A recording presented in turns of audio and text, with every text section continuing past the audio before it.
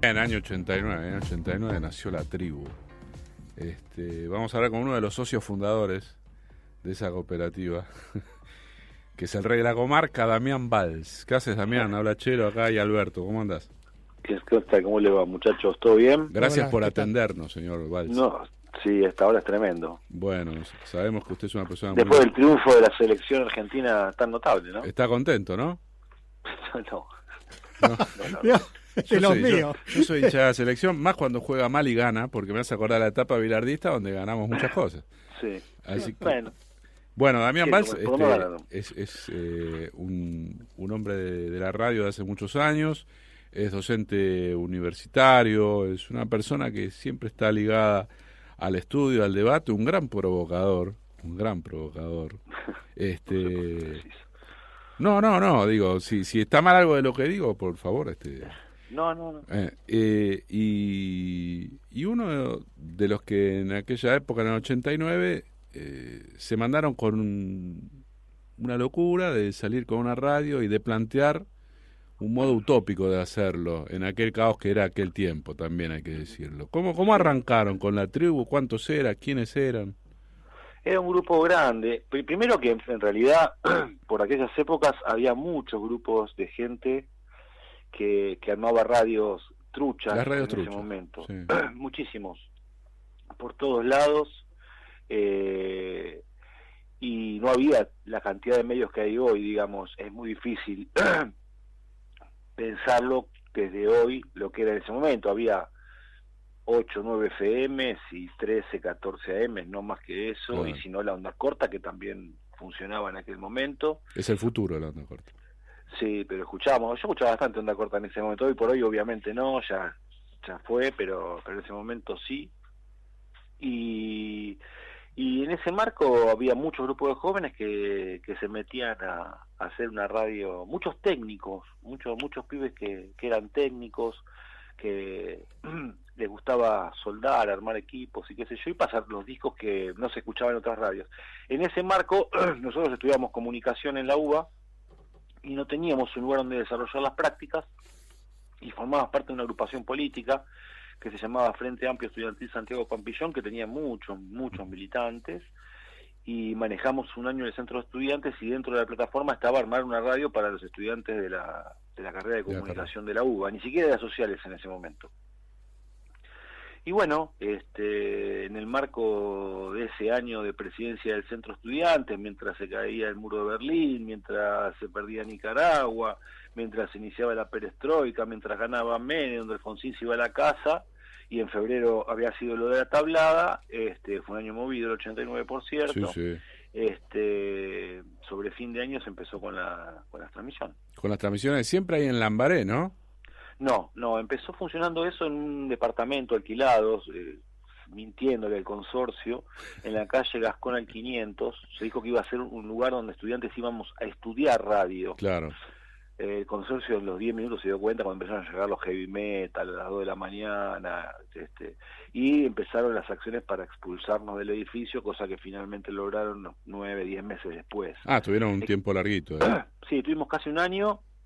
¿Y qué tenían la antena en el edificio? ¿Cómo transmitían? La antena era un edificio, una cuadra del Hospital Italiano, un edificio que sigue estando, hay un alto, muchos departamentos, o sea que si nos escuchaba el edificio ya era un éxito de la radio. Y cuando se dieron cuenta de que había una radio ahí, la presidenta del consorcio subió munida de un alicate y se llevó la antena a la casa. La antena era una antena muy precaria, hecha a mano por un técnico, ¿no? Con un caño torcido, sintonizado, subido como si fuera una antena de televisión, más o menos. Lo cortaron y se fue a la casa. Y se terminó ahí la primera etapa, digamos, de la tribu. No se terminó ahí. Epa. Ahí Hugo Lewin, que era nuestro negociador estrella, negoció con esta señora para que nos la devolviera, jurando que no le íbamos a volver a poner en la terraza, y esa misma tarde la pusimos en el balcón. Está bien, cumplieron la palabra. Exacto, y cuando vino la señora, que ya habrá fallecido, supongo yo, vino a quejarse, que había una ordenanza municipal que nos permitía poner cosas en los balcones, le dijimos que ni bien sacar cada una de las macetas que había en todo el edificio, nosotros íbamos a sacar la antena, que en definitiva contrariaba la misma norma. Exacto. Cosa que nunca ocurrió. Obviamente igual en esa situación el área de cobertura del labio se vio muy afectada porque el edificio funcionaba como pantalla para media ciudad, obviamente. Claro. Pero bueno, la radio igual siguió funcionando varios meses en esas condiciones. Está bien. Y con un voladizo medio temerario sobre el balcón ese. Y me o imagino. sea, algunos agarrándose y otros colgándose en el piso 14. Sí, no, digamos, son esas actividades que esas uno... cosas que uno no volvería a hacer. Claro, y que uno piensa si pasó o no pasó, tiene la duda, ¿lo habremos hecho de verdad? No, pasaron algunas cosas, sí, algunas cosas que... Y, en el trajín de la vida, uno después cuando toma conciencia le parece que no debió haberlo hecho. Y en esa primera etapa de la tribu, ¿ya se llamaba la tribu? Sí, desde el principio. ¿Y cómo eligieron el nombre? Lo eligió Ernesto, de una manera autoritaria. Ernesto Lamas, otro de los fundadores, Sí. que era el presidente del Centro de Estudiantes. Todos los nombres iban por una zona más bien psicobolche, había cuenta que éramos una organización de izquierda. Sí. Y bueno, en algún momento... Ahí quedó, la tribu. Quedó la tribu, yo creo que muy influenciada por los Redonditos de Ricota. Ah, claro, básicamente. Está bien. Y después de esa primera etapa... etapa... Un nombre, entre paréntesis, un nombre espantoso, porque terminaba con U. O sea, todas las redes se llaman Aspen, todas terminaban con consonantes, ¿viste? Terminaban con una U encima, enseguida con una A. Sí, la 100... Sí. Eran todas con Ns, con S terminaban, terminaba con una U, quedaba como el culo realmente. No, pero en ese momento, digamos, era lo que había, digamos. Había que empezar a buscar nuevos nombres, porque después ahora si uno empieza a escuchar las radios que aparecen son también... Ahora, después vamos a hablar, y no sé si da hoy, pero estaría bueno hablar de cómo fue la transformación de las truchas, porque después, con la sanción de la ley de servicio de comunicación audiovisual, ahí ya, cuando hay un espectro para las radios, etcétera, se empieza a ordenar un poco. Pero digo, en ese momento de auge de las llamadas radios truchas, donde creo que todos hemos laburado en algún momento. Del edificio de ahí, ¿se fueron allá a Lambaré? Sí, pero ahí nos fuimos a una habitación que nos prestaron de lástima unos viejos que habían armado un club que se llamaba Club de las Bellas Artes durante la dictadura militar, que era una vieja casa chorizo, y nos dieron una habitación de ese lugar. Estos habían sido, viejos militantes culturales en la época de la dictadura, y nosotros teníamos 23, 24 años. Conforme fue pasando el tiempo, nos fuimos integrando a la vida de la casa y de a poco fuimos tomando medio el control de la casa y los viejos estaban encantados de que ello ocurriera. Así es la historia de la casa esa, son estas personas.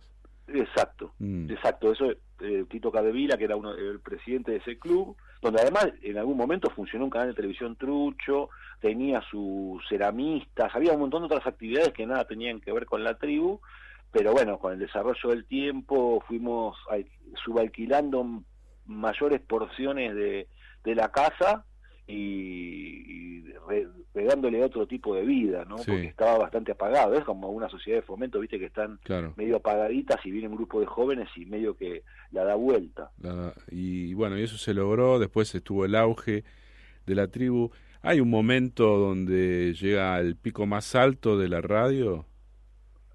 Siempre es muy relativo. Eso. Yo me acuerdo porque pasan cosas raras. La tribu, digamos, se convirtió en una referencia en la década del 90 como un espacio contracultural. De izquierda, tomando el tema de la comunicación como un derecho, que eso socialmente ni siquiera era requerido. O sea, no estaba la discusión que se dio post discusión de la ley de medios, por ejemplo. Hoy hay una parte importante de la sociedad que entiende qué papel juegan los medios en la vida política. En ese momento no, lo veíamos más en la facultad y nadie entendía muy bien qué carajo hacían los que estudiaban comunicación.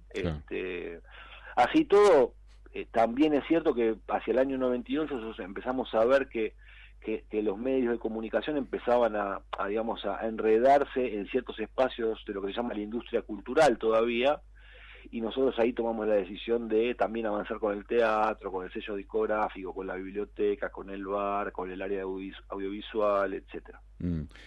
¿Y cuál es tu situación ahora con la tribu? ¿Qué quedó de ese grupo inicial que trabajaba en aquel DERPA? No, prácticamente nadie. O sea, imagínate que en 30 años, como que no sé, cualquier institución, o sea, eso fue un tema, donde la tribu se convirtió en una institución, por un lado.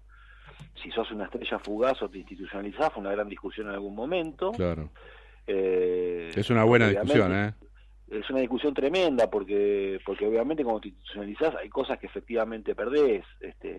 Como que entregás, como que entrás formalmente a un sistema, digamos. Y empezás a hacer cola para hacer trámites, tenés que ir a la FIP para ir al sindicato de locutores, ir al sindicato de operadores, o sea, una cantidad de trámites que es insoportable, digamos. Pero bueno, esa discusión se dio, no sé, en el año 94, 95, y después lo que fue pasando es que se fueron sucediendo una cantidad importante de generaciones dentro de quién maneja hoy la tribu. Hoy la agenda de la tribu por ahí se parece en algunos criterios fundacionales, la programación de la radio es bastante similar, y por ahí algunas problemáticas están más vinculadas más al trabajo más movimentista con no las mineras, con el feminismo hoy, con ciertos espacios de construcción autogestiva culturales, que eso fue más o menos históricamente así, y tratando de seguir resistiendo la boleta de la luz, que eso es lo que pasó siempre, obviamente. Ese es un Pero tema. sí, hubo muchos cambios de generaciones. Yo te diría que deben haber pasado fácil 5 o 6 generaciones en la tribu, que a quienes ahora conforman su dirección, digamos, por decirlo así. Más o menos la misma cantidad de mundiales de fútbol, digamos. Más o menos. Con crisis siempre, obviamente, no es fácil, pero yo creo que también, algún día se valorará, digamos, más allá de otras cuestiones, digo, en términos más de construcción social y política, esta posibilidad de que haya generaciones que vayan retomando eso, que en espacio de izquierda es poco frecuente. En general, cada uno se ata a su silla y se queda bastante pegado ahí, y fue un objetivo político nuestro también, que hubiera una reconversión. Y cuando eso ocurra, nunca las cosas son como uno las hubiera soñado, y eso a mí genera un tema, ¿no? Nuestros hijos no hacen exactamente lo que nosotros soñamos que hicieran. Sí. Sin embargo, tenemos que aprender a valorarlo también. Y es todo un dato. Che, Damián, te quería preguntar, vos ahora estás en el ámbito académico, digamos, sos docente. Sí. ¿Dónde estás? Yo estoy, mi práctica en la tribu muy al toque, empecé a ser ayudante en una materia en la facultad, que es producción radiofónica, en la UBA, en la carrera de comunicación, en la carrera donde yo había estudiado, y en algún momento, hace ya unos cuantos años, se da la posibilidad de encarar por ahí, construir cierto espacio mezclado entre lo académico y lo de producción radiofónica, que es lo que en definitiva igual es lo que más me gusta. Y en ese sentido estoy trabajando en la UBA y en la Universidad Nacional de General Sarmiento, que en la cursada hacemos programas al aire, hacemos con los chicos, y está bueno, porque tiene radio, tiene un canal de televisión, entonces se puede trabajar mucho lo expresivo y mostrar lo que los pibes tienen para decir. Eso siempre también es interesante. Y ahí en el canal de la universidad tenés un programa de entrevistas. Hacemos un programa de radio en la universidad, y dentro de ese programa de radio hay una parte que es una entrevista en piso, que la grabamos y sale por métodos novedosos como el streaming y todo eso a través de internet. Pero es un segmento de 25 minutos más o menos de un programa semanal que dura 3 horas y que sale los sábados a la mañana en la Uni 91.7 en la zona ahí de Polvorines. Muy bien. ¿Te hago la última, puede ser? Sí, cuando quieras, la que quieras. ¿Qué diferencia ves entre, digamos, a ver, por ahí está mal planteado, pero digo, ¿qué notás entre los pibes que ahora entran a estudiar comunicación? No sé cómo se le dice ahora, se dice millennial. Nosotros que somos millennial del 900, entre aquel Damián y su grupo de gente de comunicación que fueron a abrir esa radio en el DERPA, y los pibes que entran ahora a la facultad, sobre todo en una zona trabajada como General Sarmiento, digamos, es una zona del conurbano, que es una universidad nueva. ¿Qué ves en común entre aquella generación más de la ciudad de Buenos Aires con esta nueva generación de ahí, de esa zona de la provincia de Buenos Aires? En común, en general, dentro de los estudiantes de comunicación se mezclan como dos grandes mundos, y se fueron mezclando históricamente, quizás con distintas proporciones.